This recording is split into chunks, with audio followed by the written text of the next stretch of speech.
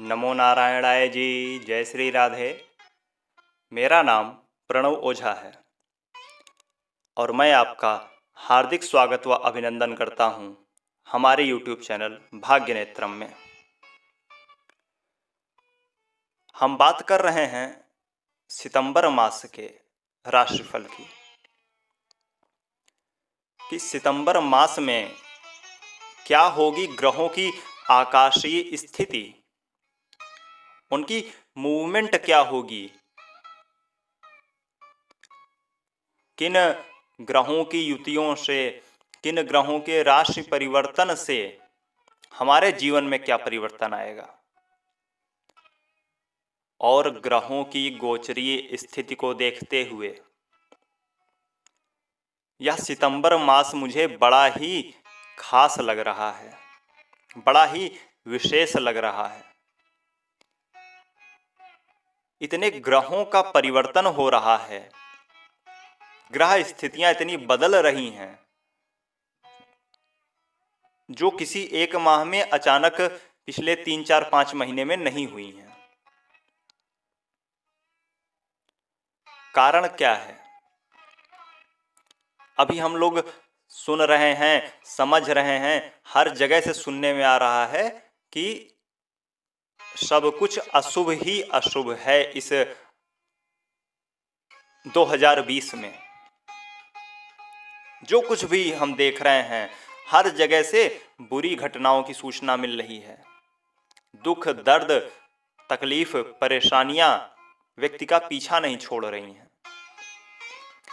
तो यह जो सितंबर मास है, इस मास का जो यह ग्रह चक्र है वह बड़ा ही विशेष है, और इनको देखते हुए मैं काफी हद तक यह श्योर हो रहा हूं कि अक्टूबर मास जो है वह एक बड़ा परिवर्तन लाएगा।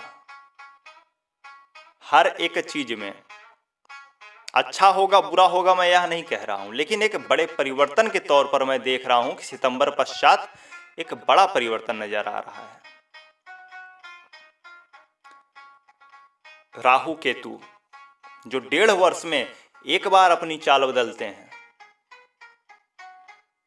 वह भी 23 सितंबर को अपनी राशि बदल रहे हैं। 23 सितंबर को राहु और केतु दोनों अपनी राशियां परिवर्तित कर रहे हैं। जहां राहु मिथुन से वृषभ में आ रहा है, वहीं केतु धनु से वृश्चिक राशि में आ रहा है। इसके अलावा भी बहुत से ग्रह अपनी पोजीशन बदल रहे हैं। तो पहले आइए हम आगे बढ़ें, इससे पहले हम समझ लेते हैं कि हम इसे राशिफल क्यों कहते हैं। यह एक आकाशीय मूवमेंट की गणना है। इसे राशिफल हम अपने जानने समझने के लिए एक सरल शब्द हमने पाया है, राशिफल। अन्यथा यह तो इस ब्रह्मांड में घटित हो रहे जो ग्रहों के परिवर्तन हैं उनका फलादेश है ये। परंतु जब हम उसी को 12 भाग में डिवाइड कर लेते हैं, 12 भागों में विभक्त कर लेते हैं, तो गणना करना थोड़ा आसान हो जाता है। एक प्रकार से यह सोचिए कि प्रकृति ने यह 12 सेक्शन बनाए हैं जिन पर ग्रह अलग अलग प्रभाव डालते हैं।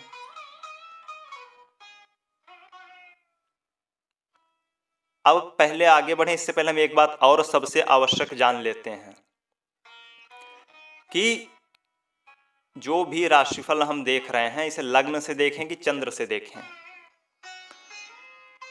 तो जितने भी पुराने शास्त्र आप पाएंगे सब में चंद्र लग्न को महत्ता दी गई है गोचर के लिए। परंतु मेरा अनुभव जो रहा वह लग्न पर अधिक सटीक रहा कि लग्न से यदि गोचर देखा जाए तो अधिक सटीकता देखने को मिली। तो इसमें किया क्या जाए, एक संतुलन की स्थिति क्या है। तो किसी के कुंडली में लग्न अधिक बली होता है तो किसी की कुंडली में चंद्र अधिक बली होता है। तो जिसकी कुंडली में लग्न अधिक बली होगा उसके गोचर मैंने अनुभव में पाए कि लग्न कुंडली से देखे जाएं तो ज़्यादा सटीक बैठते हैं। और जिनकी कुंडली में चंद्र अधिक बलवान है, चंद्र लग्न अधिक बली हो जा रही है, उनकी कुंडली में चंद्र से गोचर सटीक बैठता है। तो आप इसे अपने नाम और चंद्र अर्थात अपने लग्न और चंद्र दोनों से देख सकते हैं और दोनों को आप व्यवहार में लाइए और देखिए कि आपके साथ क्या अधिक घटित हो रहा है। यह आपका होमवर्क है। इसको आप पूछिएगा मत कि मैं क्या कौन सा देखूं। यह आपका होमवर्क है। आप ये देखो कि कौन सा आपके ऊपर ज्यादा फिट बैठता है, लग्न राशि या चंद्र राशि। अब बात कर लेते हैं कि ग्रहों की पोजीशन कब बदल रही, किस तारीख को कौन सा ग्रह अपनी राशि परिवर्तित कर रहा या अपनी चाल परिवर्तित कर रहा है। सूर्य जैसा कि आप जानते हैं कि 15-16 तारीख के आसपास ही अपनी राशि परिवर्तित करते हैं। तो 16 सितंबर को सूर्य सिंह राशि से कन्या राशि में जा रहे हैं। चंद्रमा आप जानते ही हैं कि यह प्रत्येक 2.5 दिन में अपनी राशि परिवर्तित करते रहते हैं।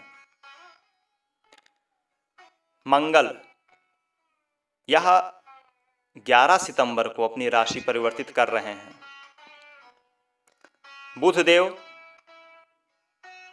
क्षमा कीजिएगा, जो मंगल हैं, मंगल 11 सितंबर को मार्गी हो रहे हैं।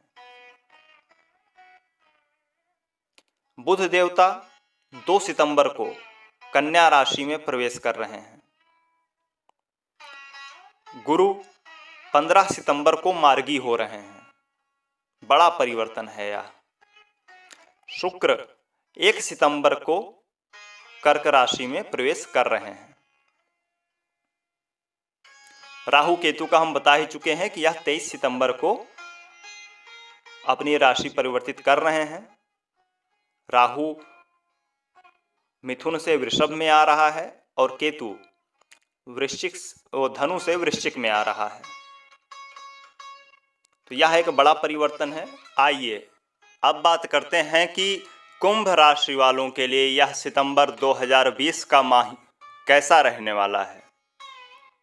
यह जो आकाश में गोचरी व्यवस्था परिवर्तित हो रही है, इसका कुंभ राशि वालों पर क्या प्रभाव पड़ेगा, उनके लिए शुभ होगा, अशुभ होगा या फिर कैसा होगा।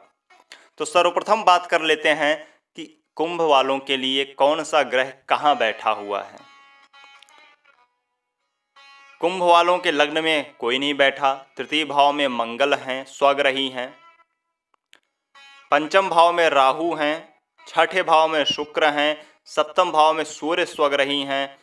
अष्टम भाव में बुध देव हैं स्वग्रही। और एकादश भाव में गुरु और केतु हैं, गुरु स्वग्रही हैं जो कि जल्द ही मार्गी हो जाएंगे। शनि द्वादश भाव में स्वग्रही हैं। तो सर्वप्रथम बात करते हैं कि मानसिक रूप से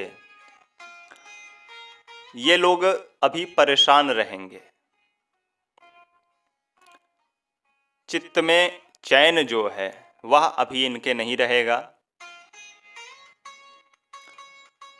तरह तरह की बातें, तरह तरह की छोटी छोटी बातें ही आपको परेशान किए रहेंगी। खास तौर पर यदि आप अभी विद्यार्थी हैं तो आपका पढ़ाई का क्रम जो है वह बहुत बेहतर अभी नहीं रहेगा। यदि आपकी कोई संतान है तो उसको लेकर भी आप चिंतित हो सकते हैं।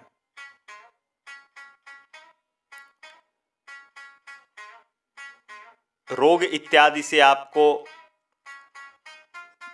सिर के रोग हैं या आंखों में तकलीफ है, ये चीज़ें आपके साथ घटित हो रही होंगी पिछले लगभग 15 दिनों से,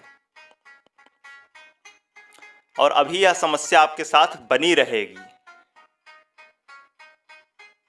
तो स्वास्थ्य के प्रति आपको थोड़ा सचेत रहना है। मौसमी बीमारियों के प्रति थोड़ा सजग रहना है। क्योंकि सर्दी जुकाम ये सब आपके लिए कॉमन बात है फिलहाल। और भाई बहनों का सहयोग मिलता दिख रहा है। मित्रों से बहुत अधिक उम्मीदें अभी लगाकर ना रखें आप। अब बात करते हैं काम काज की। तो 11 सितंबर के बाद से आपके काम काज में सुधार आने वाला है। बेरोजगार जो लोग हैं उनके लिए नए जॉब के ऑफर्स के योग हैं। जो काफ़ी समय से टिके हुए हैं कि जॉब में, उनके लिए इंक्रीमेंट के योग हैं। जो लोग इंपोर्ट एक्सपोर्ट का काम करते हैं, जिनका विदेशों से या दूसरे प्रदेशों से लेन देन चलता रहता है, उनके लिए यह समय उत्तम है। उनको थोड़ा और प्रयास करना चाहिए। जो भी लोग जिनका भी विदेशों का काम है, विदेशों से संबंधित काम है, ऑनलाइन जिनका काम है, उनके लिए समय अच्छा है। आप थोड़ा सा अपना प्रयास और बढ़ाएं तो आपको कुछ बड़ी अचीवमेंट जो है वह सितंबर मास में मिल सकती है। व्यवसायी लोग जो हैं उनके लिए कुछ अच्छे ऑफर्स आ सकते हैं। सरकार का सहयोग प्राप्त हो सकता है, प्रशासन का, अधिकारियों का। यह चीज़ें आपके पक्ष में हैं। ध्यान देना है हमें थोड़ा सा अपने, जो भी लोग घबराहट के मरीज हैं या जिनका डाइजेशन नहीं ठीक रहता, तो उनके लिए यह समय थोड़ा अच्छा नहीं है। कुल मिलाकर स्वास्थ्य के लिए समय अच्छा नहीं है। धन के लिए यह समय ठीक है, पहले से बेहतर है। बहुत अधिक ठीक तो नहीं, लेकिन फिर भी पहले से बेहतर स्थिति है। और संभव है कि आप कुछ नया घर इत्यादि खरीदने का भी प्लान बना रहे हैं।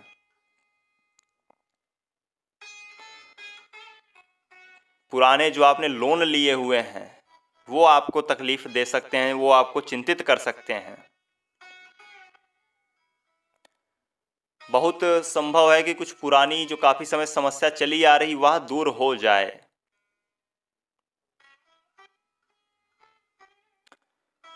जीवन साथी और संतान का तो हमने बताया है। जीवन साथी के विषय में भी आप थोड़ा चिंतित रह सकते हैं।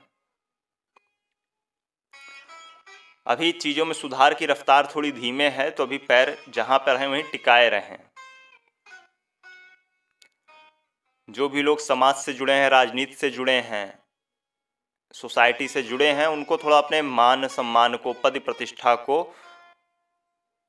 लेकर सतर्क रहना होगा, सावधान रहना होगा, क्योंकि उस पर आंच आ सकती है। अब बात करते हैं कि किन तारीखों को, किन दिनांकों को आपको विशेष तौर पर सावधान रहना चाहिए। उस दिन कोई नया काम नहीं करना चाहिए। 11, 12, 13, 14 सितंबर और 17, 18 सितंबर को आपको विशेष तौर पर सावधान रहना चाहिए। खास तौर पर वो लोग जो मानसिक अवसाद में हैं, डिप्रेशन में हैं, हताश हैं, निराश हैं, दुखी चल रहे हैं, पैरानॉर्मल एक्टिविटी से पीड़ित हैं, तो अकेले रहने से बचिए। लोगों के साथ उठिए बैठिए, सुनसान जगहों पर अकेले मत जाइए, विशेष तौर पर रात में। अब बात करें कि कुंभ राशि वाले सितंबर माह में वो कौन सा अचूक उपाय करें जो आपके बिगड़ते काम बना दे, बनते काम की रफ्तार तेज कर दे। तो उससे पहले कि आप उपाय जाने, आपको एक आवश्यक सूचना देना चाहते हैं कि भाग्यनेत्रम पर हमने आपके लिए पितृपक्ष के ऊपर लगभग 4 से 5 वीडियोस अपलोड कर दिए हैं, और भी वीडियोस आवश्यक आ रहे हैं जल्द ही। तो करना क्या है, सारे वीडियोस को देखिए आप, उनको बताई गई चीज़ें फॉलो कीजिए, बताए गए उपाय कीजिए, क्योंकि ये पितरपक्ष है, बड़ा ही दिव्य त्योहार है यह। अभी किए गए उपाय बहुत अधिक फलदायी होने वाले हैं, और जब तक पितरों की कृपा नहीं मिलेगी, पितर आपसे संतुष्ट नहीं रहेंगे, तो आपके शुभ ग्रह भी बहुत अच्छा फल नहीं दे पाएंगे। तो उन बताए गए उपायों को अवश्य कीजिए, जिससे आपके ग्रह भी अच्छा फल देने पर मजबूर हो जाएं। और एक बात, वीडियोस को लाइक कीजिए, कमेंट्स के जरिए आप अपना फीडबैक दीजिए। आपके कोई प्रश्न हैं, कोई सुझाव हैं तो वह हम तक पहुंचाइए, और वीडियोस को शेयर कीजिए। सब्सक्राइब यदि अब तक आपने हमें नहीं किया है तो कीजिए, और बेल आइकन पर अवश्य क्लिक कीजिए, जिससे सारे अपडेट हमारे आपको मिलते रहें। हम दैनिक राशिफल भी पुनः प्रारंभ करने वाले हैं कुछ सुधारों के साथ। तो आइए अब बात करते हैं कि कुंभ राशि वाले सर्वोत्तम उपाय क्या करें। यदि आप कोई देवी का कवच करते हैं, कोई भगवती का कवच या पाठ करते हैं तो वेरी गुड है। यदि नहीं करते हैं तो आपको कोई भी कवच या कोई भी पाठ करना चाहिए। कुछ नहीं आप कर पाते तो देवी कवच है दुर्गा सप्तशती में, चंडी कवच जिसको कहते हैं, वह कीजिए। संस्कृत पढ़ने में समस्या है तो आप दुर्गा चालीसा, काली चालीसा इत्यादि कर सकते हैं, या विंध्याचल चालीसा कर सकते हैं। यह भी करने में समस्या है तो आप YouTube से इनके वीडियोस डाउनलोड कर लीजिए, वह नित्य सुना कीजिए। तो कुल मिला के भगवती की कोई सेवा, कोई आराधना आपको करनी है, यह आपको बहुत फ़ायदा करेगी। इसके अलावा कोई मंत्र यदि आप भगवती का करते हैं तो वह अवश्य करते रहें, जिससे आपके रोग व्याधियाँ इत्यादि जो भी समस्याएं मुझे दिख रही हैं कि आने वाली हैं वह टल सकें। खोज करें, अनुभव करें और आनंद को प्राप्त हो जाएं। लाइक करें, शेयर करें और सब्सक्राइब करके जुड़ जाएं। श्री राधे।